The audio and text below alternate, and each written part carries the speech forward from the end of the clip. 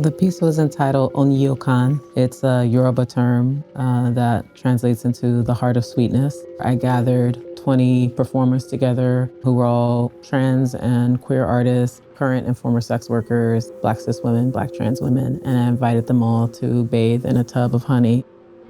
A lot of my work engages with what I call Orisha aesthetics. In the religion, the Orisha who is most closely associated with honey is the Orisha Oshun. It developed at a time when people were really struggling, so it felt like an offering for these very specific people who I think bring a lot of sweetness to the culture. We held that ritual at the Berkeley Arts Center in Live Oak Park, and it was just really beautiful and very healing. I was able to pay 20 Bay Area artists to be in this work equitably with the support of the funding from the city of Berkeley.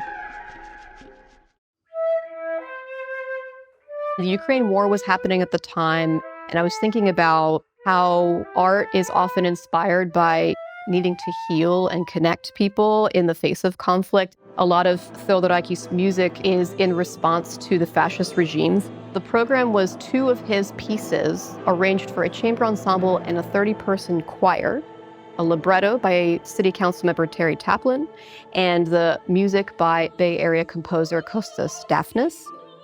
I've actually applied for this grant twice. I had really helpful feedback from the review panel, and I used that feedback to reapply and win the grant next year. There was a lot of unresolved and unprocessed grief from the pandemic and social isolation. A lot of the paintings really became about connection, our shared humanity, and the unexpected. There were so many ways the pandemic was disruptive, but it was also all of these new beginnings. I start with a lot of sketches and studies. Usually themes will start emerging. I think a lot of folks could relate to some of the sentiments that I was exploring, bringing people back together, like wanting for that community, wanting for that connection.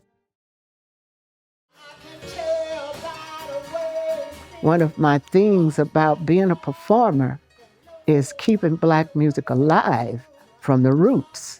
We headlined the Berkeley Juneteenth to spotlight women in music. Nina Simone, Aretha, Ella. Being one of those women and knowing what the challenges are, they never hardly get the props I feel like they should have. The arts program supported me because now I had time to look for the right musicians and the amount of rehearsal, because I like to rehearse a lot. Know that it is what you really want to do and that it has a foundation to stand on, and then go for it and don't give up on it. We're a collective of composer-performers. We created a new work for this concert that was exploring a lot of different aspects of transit in the Bay Area. We each had a different segment of the piece where we were looking at different specific transit things. I was looking at the historic key system, which is the light rail system that preceded BART. I gathered some oral histories, talking about what people remember, what that transition was like when they were moving out of that system, being really clear on why you're putting all these resources and time and civic funds into creating something. If that's clear, then I feel like that can drive everything else. Our project was a show called Game Time that was a dance circus show that my sister and I made together. She's a professional circus artist based in Europe. I'm a dance artist based in the States. And we realized that if we made a show together, we would have the chance to work together and spend more time together throughout the year. We were both really interested in partner acrobatics and how to sort of mix intense physical effort with really intricate, detailed movement.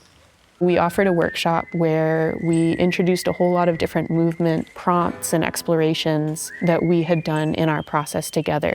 The world of arts funding is really hard, and to not get discouraged by not getting funding, to feel as if somehow that's a reflection on the value of the work that you're making, and the world needs more art.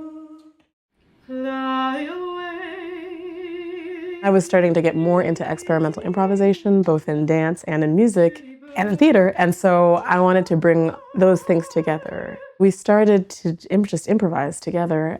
and started to create what's called devised theater, which is where you come into the rehearsal process with very little and you build your pieces over the course of the rehearsal. It was a way into me understanding how my spiritual life and my creative life could express themselves through a new works process as somebody who's mostly trained in classical music. Ada Isaacs Menken was a queer, Jewish, mixed-race celebrity poet performer from the 1860s.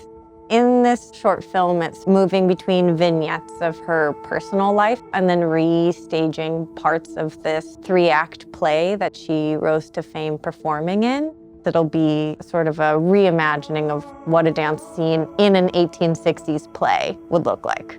Whatever your lineages are, for me, one of them is being queer and being Jewish and finding the people who lived before you that held those things, and that we've always been here in many ways. I've been researching the idea of time and place as it relates to the refugee experience. It's inspired by an Iranian saying, "The sky descended upon earth." The idea of forced exile and how crossing water is still something that is very charged and very specific to many experiences. In classical paintings, the horizon is always very visible and it's kind of a symbol of stability. What happens in the Bay Area is the fog comes and erases this horizon line. The grant helped a lot because this wasn't a project I could have done on my own. When opportunities like this happen and you're able to make it, it feels more possible to do bigger things. A couple of years ago, I started working on a series of paintings based on ancient Egyptian alchemy and hieroglyphs. The works are a personal journey driven by a deep, lifelong connection to Eastern Africa. I summon metaphysical archetypes in my works as I decode ancient symbols, reconstructing them into simplistic or abstract two-dimensional acrylic paintings.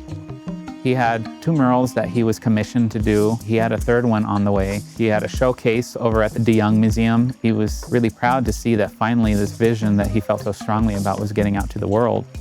I intend to connect people to divine knowledge and inspire a higher spiritual awareness.